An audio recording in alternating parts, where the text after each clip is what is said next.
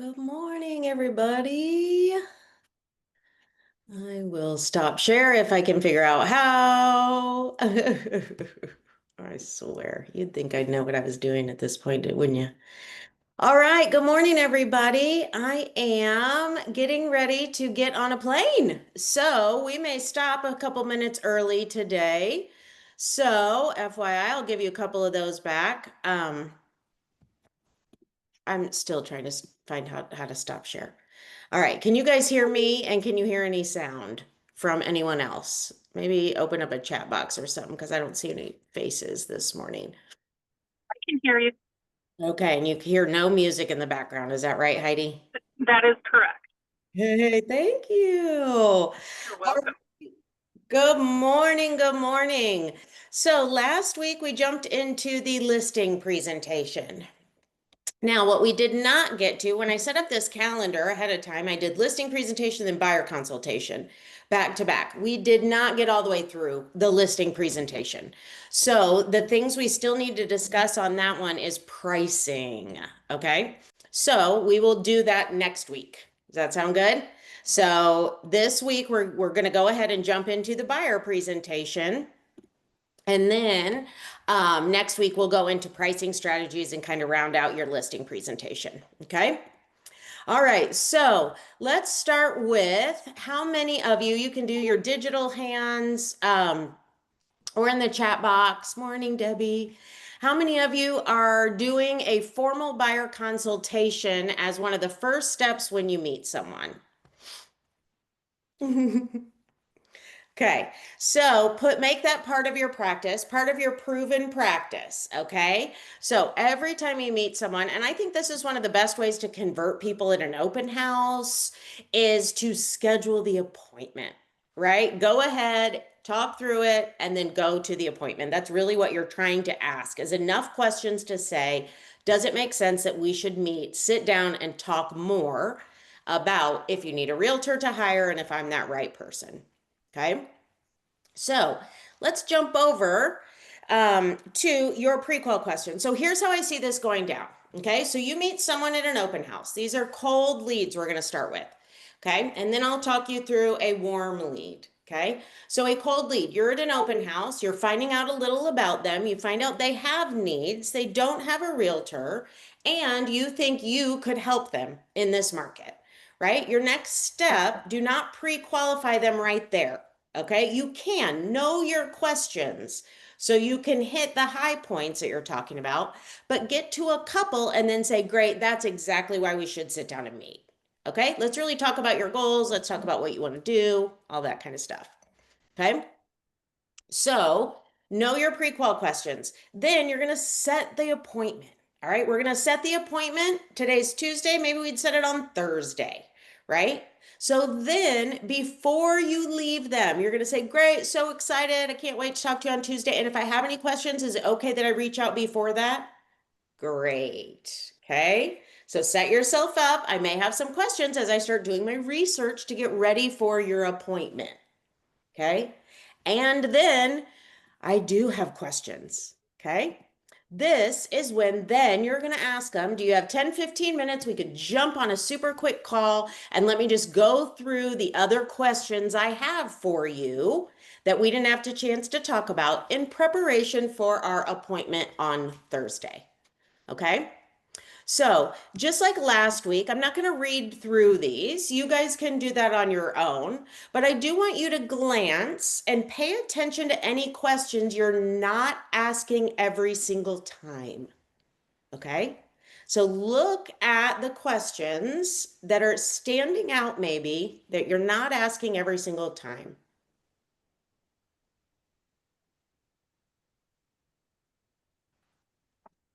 Now, guys, these first four are perfect for your open houses. Right? What great conversations can you start in your open house if you start with these questions? What is you making wanting to make a move? How long have you been looking? Have you been working with a realtor already to help you find something? Right? So just memorize those and you've got a pretty gangbusters open house conversation you can have with them. Okay? Did you guys find any yet that you haven't been asking?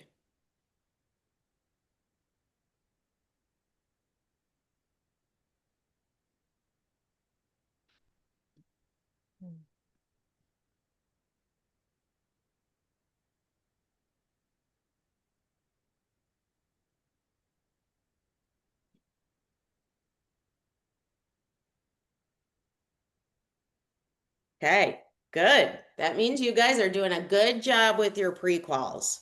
Okay. This is the same thing as the sellers. Anytime it goes sideways with a buyer, it's likely because there was a question in the beginning we didn't ask, right? Think about that. Think about your challenges you've had with your buyers. I'm so sorry, guys. I didn't realize I don't have my AirPod in this morning. So you're hearing my daughter fill her water bottle and everything.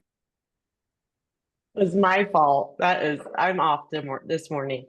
Okay, so remember that when you're pre-qualing, right, you're just trying to find out, are they ready to hire you when you sit down at this appointment on Thursday? Okay, so what you're trying to uncover during this pre-qual, what are they looking for? What does the market that I know, what's it doing? And can they succeed in this market? Okay. And then 3, do they want to hire a realtor? And if so, great. I'd like to be one of the people you talk to about doing that. Okay. So think about even at your open houses and stuff, when you meet someone and you approach it as that relationship, right? How it changes everything when they show up for your appointment also. Okay. If you weren't on when we role played the seller prequel questions, go back and listen to that one. It was a really good role play. And we will do that with these at some point as well. Okay. So the most important thing to get ready for your buyer consultation is to do a high level prequel, right? We should know exactly what we're walking into when we go meet the buyers. Deal? Okay, so practice these. There are 17 seller prequal. There are 21 buyer prequal questions. You've got to have that memorized so you know in your head, right? Am I getting all of them? Know those lists inside and out. Okay, this next page on 46. This is about setting the appointment. If you are having trouble reminding yourself to close for the appointment, this is the sheet you want to practice. Okay. Get comfortable with asking for that appointment to sit down with them and let them know, right, what we're doing. So the buyer consultation is a conversation. Remember, right? It's not a presentation where we're going to sit and actually present to them and they're just going to sit the whole time. Interactive, right? Conversation. You're going to ask questions. You're going to lead them. They're going to respond back, right? And it's going to include 2 parts. Should you hire me? And then your needs analysis. Okay. An education of how a successful buyer can succeed in this market. Okay. So let's just kind of talk about, there's your intro, right? Always asking, what are the most important things you want to make sure we talk about today? That's how I start every meeting with clients, right? Because they may have a completely different agenda than you do. You know your agenda, what's their agenda, and let's make sure we align them, okay? And so that you know. And then, of course, we'll make sure that all of those are answered before we finish, okay? Just like the listing, we have 3 main goals. Okay, so if you're just trying to remember these, just remember we intro and then go to the 3 main goals. Okay, and here's what they are. We're going to clarify the process of buying a home. We're going to discuss how I can protect your best interest. And if you think we're the right team to help you purchase a home. And we're going to create a great strategy for you to find the perfect home. Does that sound good? Okay, so right team. Okay, all of you individual agents are like, but I'm not a team, right? And I want to challenge you a bit. You are a team, right? Because how many people are involved in a real estate transaction? Lots. I believe one realtor said there could be up to like 37 people you're managing in a real estate transaction by the time you get all the contractors in, inspection companies, warranty companies, title, right? All the people, processor, the closer, the blah, blah, blah, blah, blah, right? So your job in all of this is to manage that whole team that's involved with this transaction and make sure we smoothly get to the closing table. Okay, so I want you all to start thinking about yourself as a team and all those people that are behind you Because, right, isn't that our main goal in any of these transactions, is to manage all those people, right? So let's go into this. Okay. So when we spoke, you're going to reconfirm what their needs were and their motivation, right? And then you're going to say, is that still the case, right? Has anything changed since we saw you Sunday at the open house and now Thursday? Guys, how many times does it drastically change? Yeah, right. And you look like such an idiot if you didn't ask that question. And now you go down this whole path of how they can move to Detroit, and they're not moving to Detroit anymore. Okay. So there's a reason that's in there. So make sure you practice it. Make sure you're asking those questions. So is that still the case? Great. Then where we want to start today is with buyer agency. Okay. When you're purchasing a home as your agent, it is my job to represent you and your best interests through this entire process. What this means is that I work exclusively for you and not the seller to negotiate the best price, terms, and protections for your purchase. Okay. So you hopefully will not need all of this to explain it.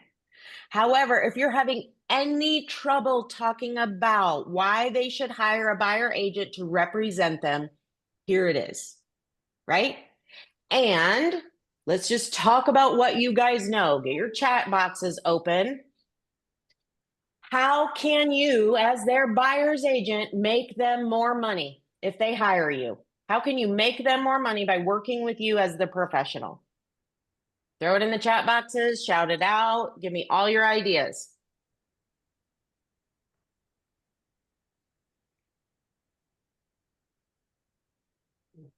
Group coaching. How can you make Group coaching. Yep, great. Negotiating for seller concessions, for current market value, right? Good job, good job. That's exactly. You're going to negotiate through the inspections as well, right? So you're going to negotiate through the purchase agreement and you're going to negotiate through the inspections. And really, you're going to negotiate the entire way through, right? Great, Dan. Absolutely. Maybe my network has a house for you, right? Because we're talking about buyers here. So that's exactly right. Right? I may already have a house I know about that's perfect for your needs. Exactly why we should meet, right? Because I have the ins. Okay, let's glance through this paragraph real quick, right? Ultimately, I can put more money in your pocket. I have connections and tools to find off-market deals that others might miss. I'll help you navigate through complex contracts and contingencies. And finally, and maybe the most important goal, is I'm going to ensure that the home you purchase is well worth what you're paying for, including its condition and any necessary repairs. Right? That right there is worth $1 million. You are going to protect them from making a bad investment, taking on any costly repairs, right, in a property, and protecting their investment as it aligns with their goals. Okay, how many of you believe you actually do that? Yes, and that is worth the money they pay, right? That is worth the money they pay. Okay, if you're not comfortable having that conversation, practice, practice, practice. Okay, here is kind of where it says getting to the closing table is a team effort. It's going to involve many moving parts, not just my team, right? So I did have a team that I considered in my office. If you don't, right, not just me. I have a lot of moving parts, right? And we're going to troubleshoot and keep any issues on track to make sure that you close on time and with confidence, right? That with confidence is a huge thing. We want them feeling in control of this, right? Okay. And then, so now you've talked about the value of hiring a buyer agent.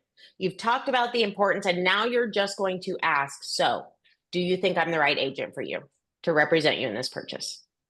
Okay.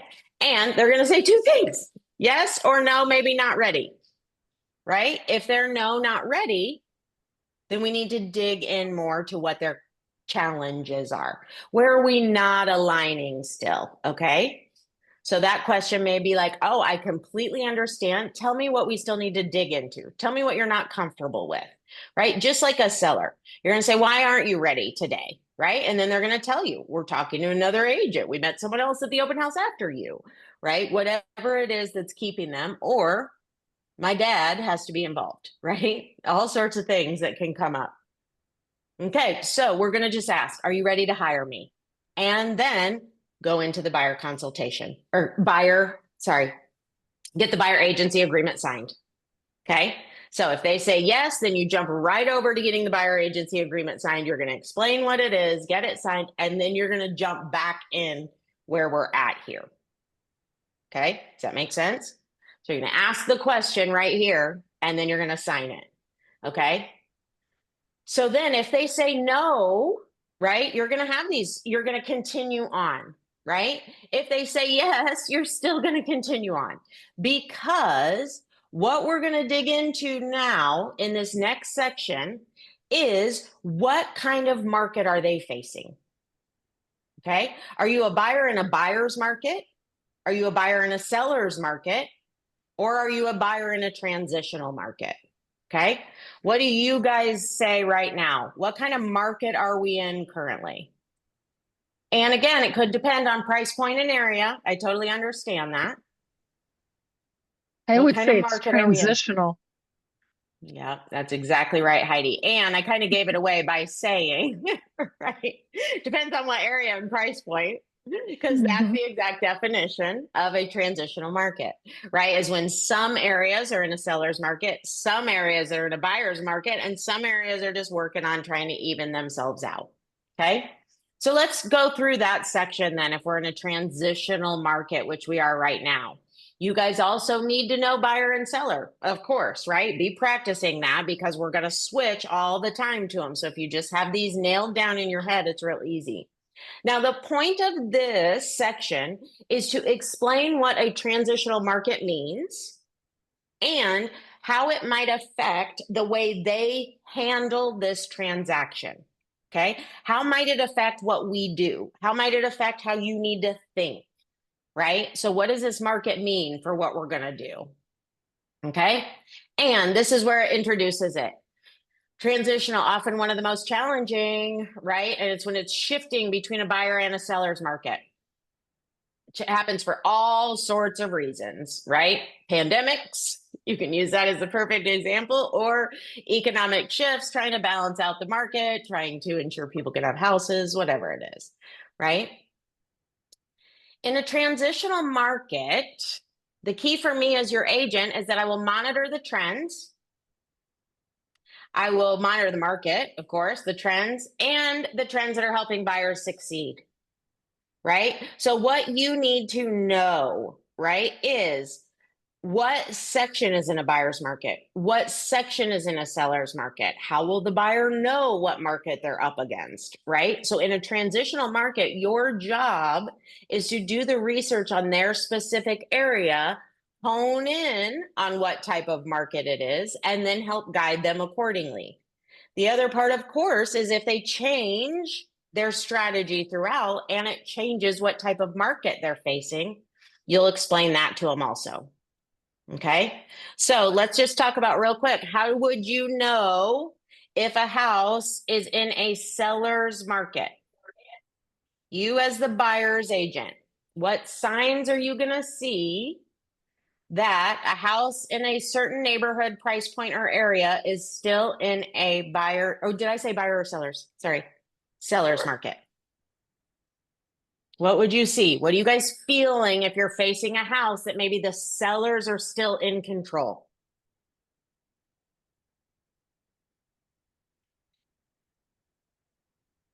The home's moving fast. That's exactly right. There's lots of showings on it.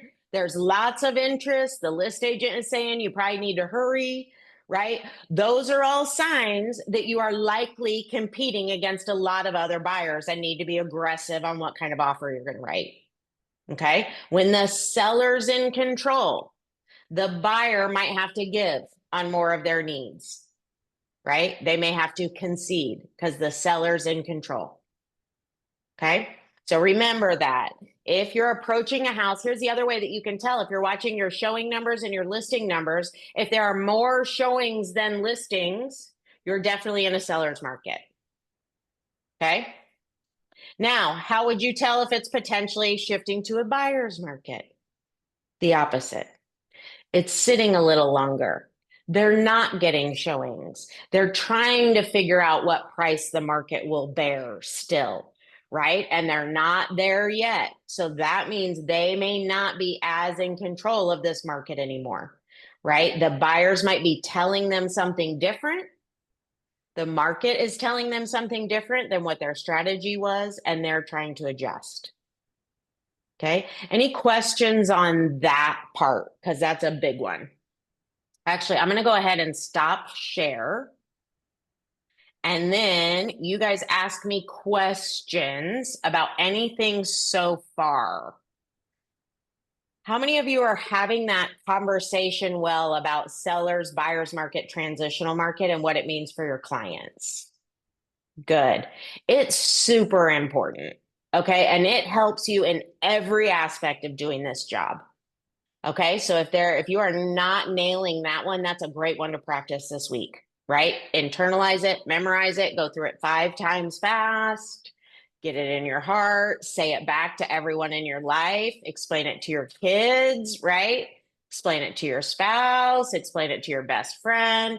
Keep doing it until you can, like the back of your hand, explain the market and explain what your role is in everyone and how you can make them more money by working with you. Cool? All right, questions. Questions, comments? Any of you that hopped on a little late, I said I'm headed to the airport right now. So I'm going to hop off a few minutes early because our flight's at 10:50. So go ahead and hit me with questions. And if you guys don't have any, I'll definitely see you next week. And we'll be doing seller pricing strategies next week.